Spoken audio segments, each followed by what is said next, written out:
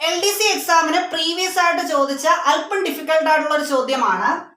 x equal to y raise to a, y equal to z raise to b, z equal to x raise to c ആയാൽ ABC യുടെ വില എന്ത്?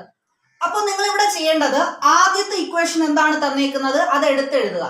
x equal to y raise to a. ഇനി രണ്ടാമത്തെ ഇക്വേഷനിൽ വൈയുടെ വില തന്നിട്ടുണ്ട്, എത്രയാണ്? z റൈസ് ടു b എന്ന്.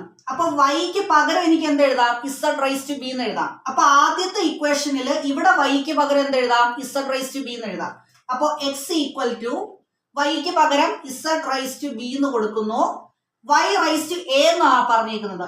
അപ്പൊ വൈക്ക് പകരമാണ് z റൈസ് ടു b കൊടുത്തത്. ഇനി വൈയുടെ പവർ എന്താണ്? a ആണ്. അപ്പൊ the whole raise to a എന്ന് എഴുതാം. x equal to z raise to b the whole raise to a എങ്ങനെ എഴുതാം? z raise to b into a എന്ന് എഴുതാം. b into a. ഇനി നിങ്ങൾ മൂന്നാമത്തെ ഇക്വേഷൻ നോക്കുക. z equal to x raise to c, അതായത് z-ന്റെ വില എന്താണ്? x റൈസ് ടു c ആണ്.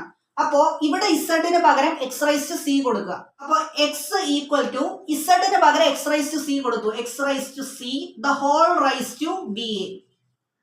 അപ്പോ x equal to x raise to c the whole raise to b എങ്ങനെ എഴുതാം? x raise to c into b into a എന്ന് എഴുതാം. അപ്പൊ ഇതിനെ ഒന്നും കൂടെ ഞാൻ ഒന്ന് ഓർഡർ ആക്കി എഴുതുവാണ്. x equal to x raise to c b a b c എന്നും എഴുതാമല്ലോ. ഇവിടെ ലെഫ്റ്റ് സൈഡും റൈറ്റ് സൈഡും ഈക്വൽ ആണ്, രണ്ടിടത്തും x ആണ് വന്നേക്കുന്നത്. അപ്പൊ അതിന്റെ പവറും എന്തായിരിക്കും? ഈക്വൽ ആയിരിക്കും. അതായത് എ ബി സിക്ക് പകരം എനിക്ക് എന്ത് എഴുതാം? ഈക്വൽ ടു 1 എന്ന് എഴുതാം. നമുക്കിവിടെ കണ്ടെത്തേണ്ടത് എ ബി സിയുടെ വാല്യൂ ആണ്. അപ്പൊ എ ബി സിയുടെ വാല്യൂ 1 ആണ്. ഓപ്ഷൻ ബി 1 ആണ് കറക്റ്റ് ആൻസർ.